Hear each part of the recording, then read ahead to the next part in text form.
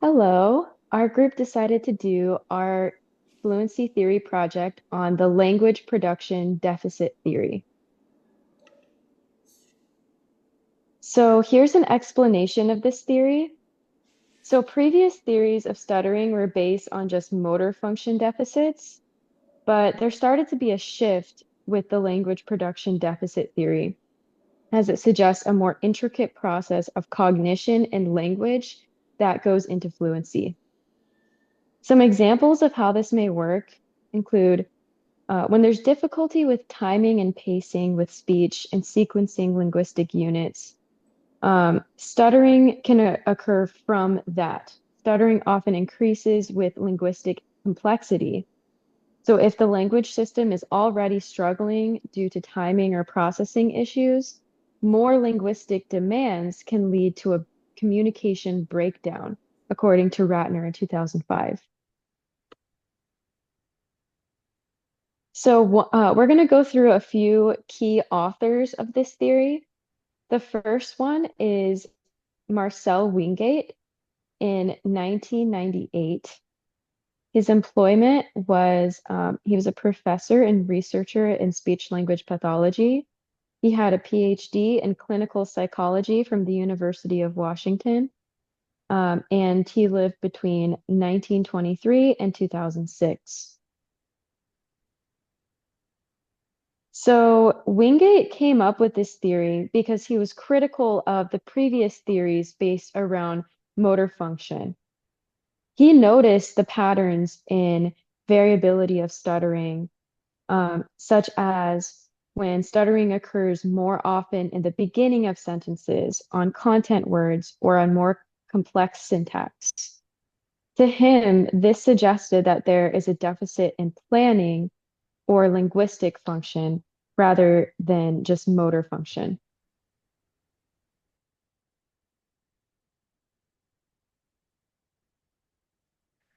Okay, and so according to Perkins, Kent, and Curley in 1991, they also developed some theories about this.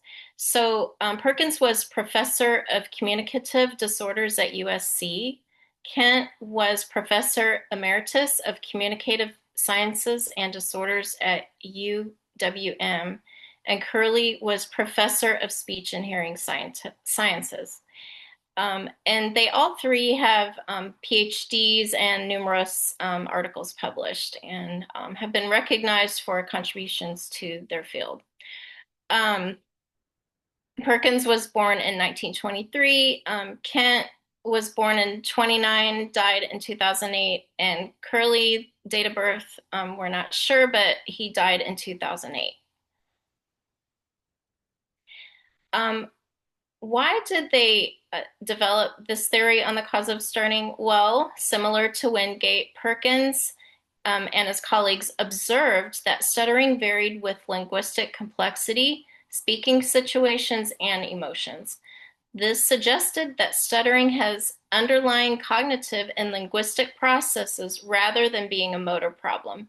They proposed a neuropsycholinguistic theory stating that speech production involves various linguistic and paralinguistic components. This is according to Perkins in 1991.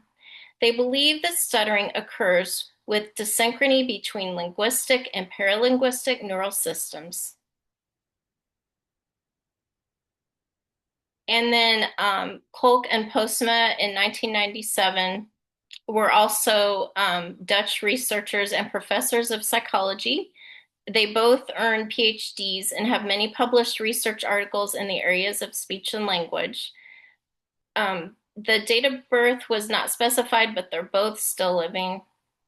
And they developed what is called the covert repair hypothesis to explain how stuttering occurs from phonological errors that are being internally repaired before they are spoken, as opposed to occurring from a speech motor disorder.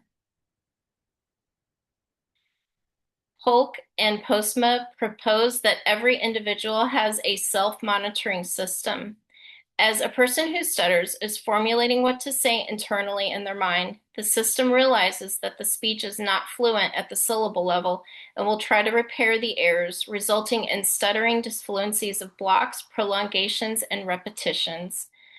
These phonological encoding errors happen due to the stress of needing to speak fluently that individuals who stutters face.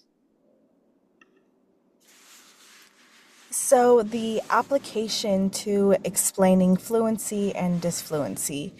The proponents of the language production deficit theory of stuttering believe that stuttering cannot be contributed to motor execution difficulties when speaking, but instead it's the result of internal planning of phonemes that occur before a person speaks, and it's the brain's attempt to correct that error before finding the right sound.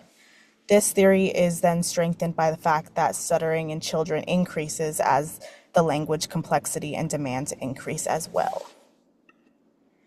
And in terms of theory validity, is this particular theory or theory still valid today?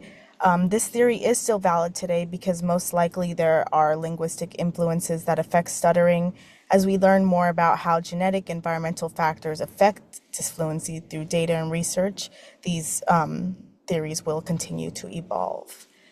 And the theory was proved or disproved in his book, The Perfect Stutter. The researcher Paul Brocklehurst states that although the covert repair hypothesis or phonological encoding or speech planning errors may account for some disfluencies, but his research has shown that most cannot be explained by this theory and that results were inconclusive. So it was semi-proved and disproved. And is this theory plausible explanation for disfluency? It could be a plausible hypothesis for many persons who stutter, but most likely it does not encompass every person who stutters.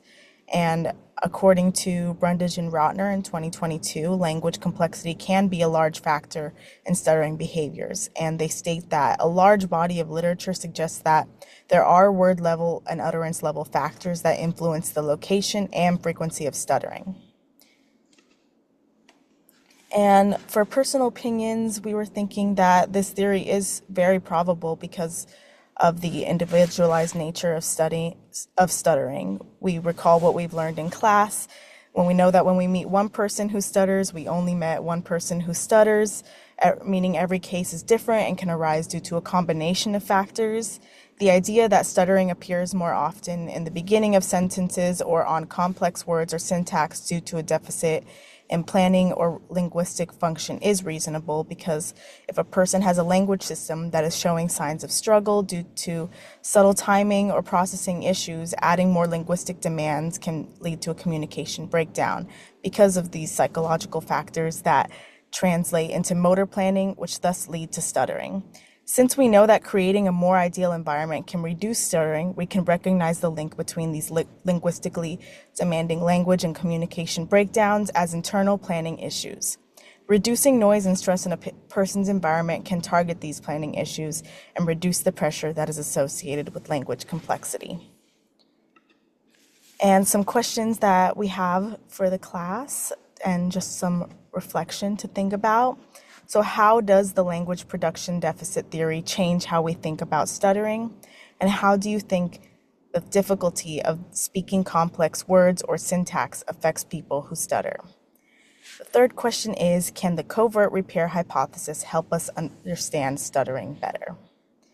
And here are our references, and thank you very much for listening to our theory.